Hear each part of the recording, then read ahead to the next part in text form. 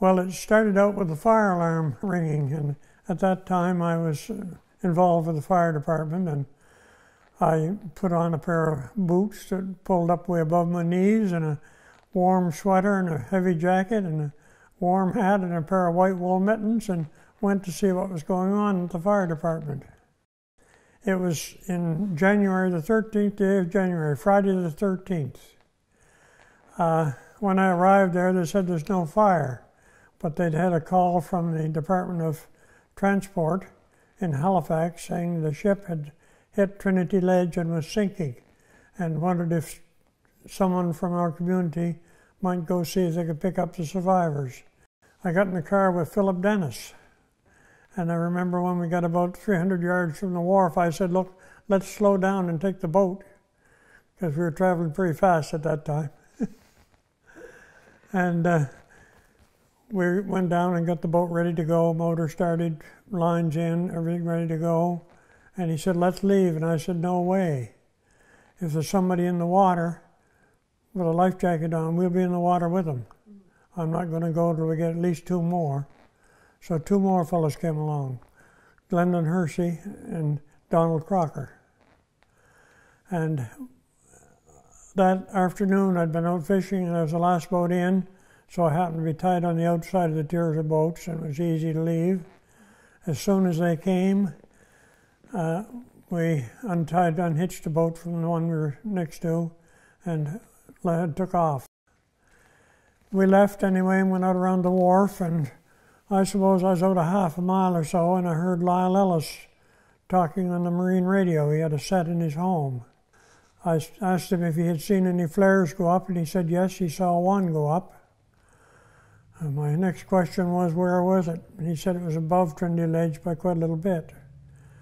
The tide was coming in, which meant it was going up the bay, so the lifeboats or rafts or whatever they might be, and they were going up the bay as fast as the tide would take them. So instead of going off to Trinity Ledge, I changed my course and went up outside of Cape St. Mary's, hoping that I'd be somewhere near where they would be when the time came that I arrived where they were drifting.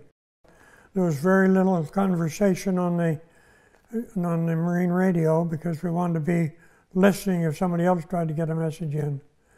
And I suppose I'd run about 25 or 30 minutes and another flare went up and I was heading straight toward it. So I kept going in that direction, and when the third flare went up, I could see the lifeboats in the glow of the flare, because when those flares light up things for 2 or 3 miles around. We saw a lifeboat and a raft. It was only maybe 3 or 4 minutes before we got up close to them. And I stopped and I read alongside the lifeboats, and I wondered what in the world what kind of a crew it was. My first question was, does anyone here speak English? The men were dressed with blue Navy-type clothing, which was not surprising. There were 2 girls dressed in fur coats and fur hats, and 2 dogs in the lifeboat. I didn't know whether it was a crew from a Russian fishing ship or who or what it was. Anyway, someone replied, yes, we speak English. I said, my next question is, are you all right? By that time, they ran up beside the boat, said, we're all here and we're all fine.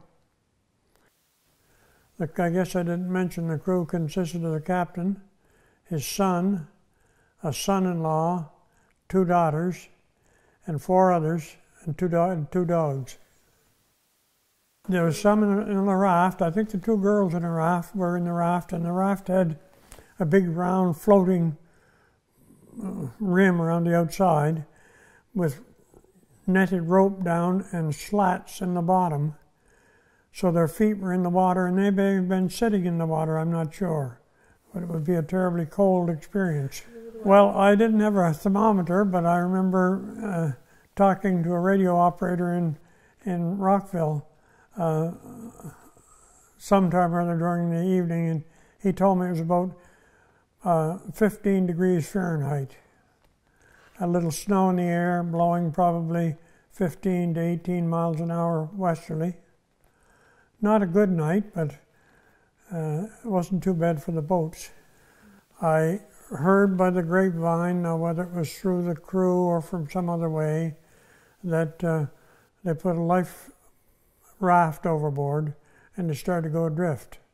So one of the crew jumped overboard and got it and saved it so they could use it. And of course he was soaked when we picked him up, and probably frozen on the outside. I don't remember that, but he may have been one of the first ones to go aboard. I do remember that one fellow almost came in over the side of the boat head first. He was in such a rush to get out of the life raft, I think, first. By that time they were all aboard. I noticed that the dogs went right up under the stern and hid. And one of the first questions was, "Do you have a drink of rum aboard?" I said, "No, I never carry it." But I said, "We do have hot water and coffee and tea. You go down in the cabin," and Donald Crocker, who was used to that sort of thing, he went down with them, and we had the propane stove going, and it was warm there. And I guess everyone had a cup of coffee. They had to share the mugs. We only had about 5 mugs aboard the boat. So I was there by just a few minutes ahead of anyone else, and just happened to be the one who picked them up. We started for home anyway, and each one, I presume, in turn had either hot tea or coffee, whatever they wanted. And at one point, Donald Crocker, who I say had worked on the Bluenose, came out of the cabin with nothing on but a little summer shirt, going, "Whoo, it's hot down there." And one by one they came on deck. They were a pretty quiet and sober group.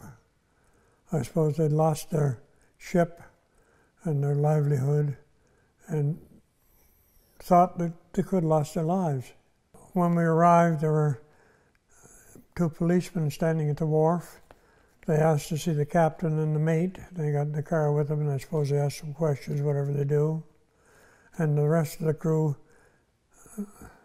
climbed up the wharf and got in taxis to be taken down to Yarmouth to a motel to spend the rest of the night. Someone estimated there was 3,000 people on the wharf that night. Standing room only. Of course, it was a Friday night. Everybody went to Yarmouth on Friday night those years. They did some shopping, maybe went to a movie or to the library or whatever they wanted to do, and the news spread like wildfire in Yarmouth. So everybody was there when we came in.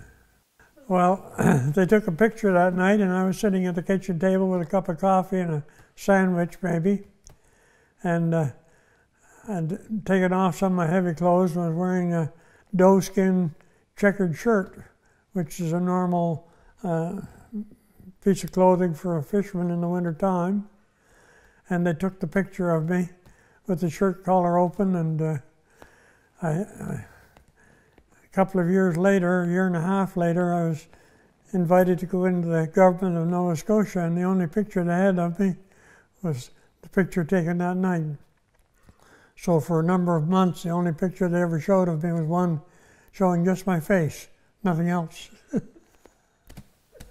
Well, I was a member of the legislature at the time, and at the opening of the legislature, in reply to the speech from the throne, everyone gets to speak. And probably 3/4 of them, in their earlier remarks, starting out, said what a hero I was to go out on that stormy night in January to pick up the 9 people off the Nelson B. But that was run of the day for me. I'd been out that afternoon, that day, all day before. And the only difference was when I came in, it was still light, but going back out, it was dark. But we're used to going in the dark.